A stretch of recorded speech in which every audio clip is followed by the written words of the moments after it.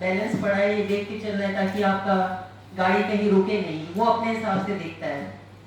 अगर मैं इसको लीगली देखूं तो मैं ये कहना चाहूंगी कि लीगली अगर आपने किसी चीज को, मान लीजिए एक कोई अगर हम टोल टैक्स की फॉर एग्जांपल बात करें तो मान लीजिए कोई रोड का पैच बनाने में आपका 10 करोड़ रुपया लगा है, तो अगर उस टोल टैक्स से आपने 10 करोड़ की वसूली कर ली है तो उसके बाद में जो सरकार और ज्यादा वसूली जो कर रही है वो बिल्कुल ही गलत है, वो इमोरल है, अनएथिकल है, ऐसा नहीं होना चाहिए।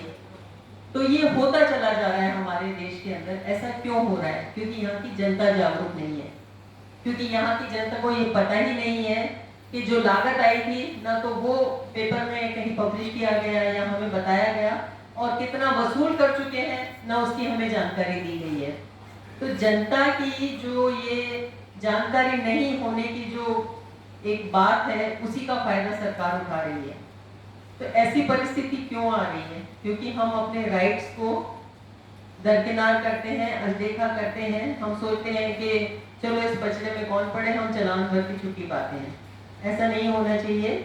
और इसी काम को, इसी मुद्दे को उठाने के लिए दिल्ली एनसीआर एकता मंच ने जो आज की प्रेस वार्ता करी है उसमें हमें शामिल होना है और इसको उठाना है और इसको खत्म करना है, लोगों को जागरूक करना है। और टोल टैक्स में जो 30% कटौती की जो बात है वो 30% नहीं, अगर मेरी माने तो 50% की कटौती होनी चाहिए। और जितने लोग बिना टोल टैक्स दिए जाते हैं, जिनको फ्री पास मिल जाता है टोल टैक्स से बाहर होने का, उनकी भी स्क्रूटिनी होनी चाहिए, देखा जाना चाहिए कि क्या वो वाकई उस चीज को डिजर्व करते हैं। सरकारी गाड़ियां भी हैं, सरकारी गाड़ियां भी इसी रोड पे चलती हैं, तो उनको टोल टैक्स क्यों माफ किया जाता है? उनका भी डिपार्टमेंट भरे, क्योंकि ट्रांसपोर्ट डिपार्टमेंट को जो टोल टैक्स का रेवेन्यू चाहिए वो अगर सरकारी गाड़ियों को माफ करके चल सकता है तो हमें भी माफ कर दे। ये तो इक्वल फुटिंग नहीं हुआ ना, तो उनको भी भरना चाहिए। कोई मिनिस्टर है या कोई बड़े ओहदेदार की गाड़ी है, उनको किस बेस पे माफ किया जाता है? ये एक आम नागरिक की हैसियत से हमें इसको सवाल को उठाना चाहिए, सरकार से सवाल का जवाब मांगना चाहिए कि आपने इनको अगर माफ किया है तो किस बेस पे किया है। तो टोल टैक्स में अगर कहीं कोई रियायत मिलनी चाहिए तो वो एक गरीब मजलूम जो भरने में असमर्थ है टोल टैक्स को, उसको मिलना चाहिए, न कि वो लोग जो समर्थ हैं उनको ये सरकार माफ कर रही है। दूसरी बात ये है कि जो आरटीओ में चलती हुई गाड़ी के पीछे से फोटो खींच करके लोग चालान दे देते हैं, उसमें अगर लीगली देखें तो सवाल ये निकल के आता है कि उसमें वाकई जिम्मेवारी किसकी है?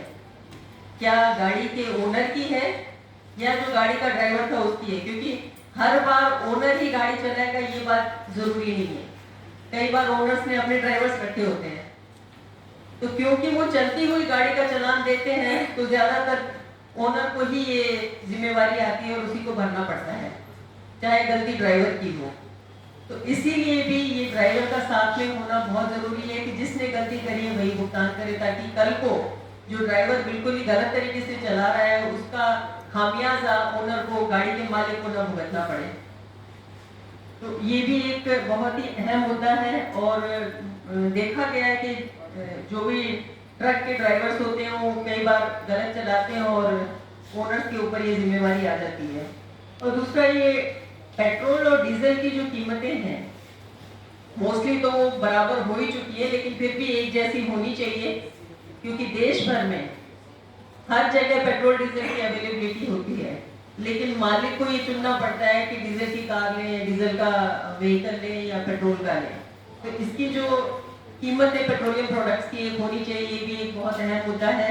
और इससे काफ़ी लोगों को बहुत फर्क पड़ेगा अपनी गाड़ी पसंद करने में कि कौन सी गाड़ी लेनी है, कौन सी नहीं लेनी है। कुल मिला के अगर हम देखें तो इसमें बहुत सारे ऐसे मुद्दे हैं ट्रांसपोर्ट डिपार्टमेंट के, जो आरटीओ को वॉल्यूम मतलब टारगेट्स जो दिए जाते हैं कि आपने इतना रेवेन्यू जनरेट करना ही करना है, या ट्रैफिक पुलिस को दिए जाते हैं। ऐसे बहुत सारे मुद्दे हैं जिनको हम लेकर के काम कर सकते हैं, लेकिन उनमें से हमने ये 3 मुद्दे छांटे हैं जो एकदम ही डायरेक्टली हमें हिट करते हैं, डायरेक्टली हमारी पॉकेट पे हिट करते हैं, उसे हमें लेना है और इन्हीं को लेकर के हमें आगे चलना है। मैं उम्मीद करूंगी आप सबसे कि आप इस मुद्दे को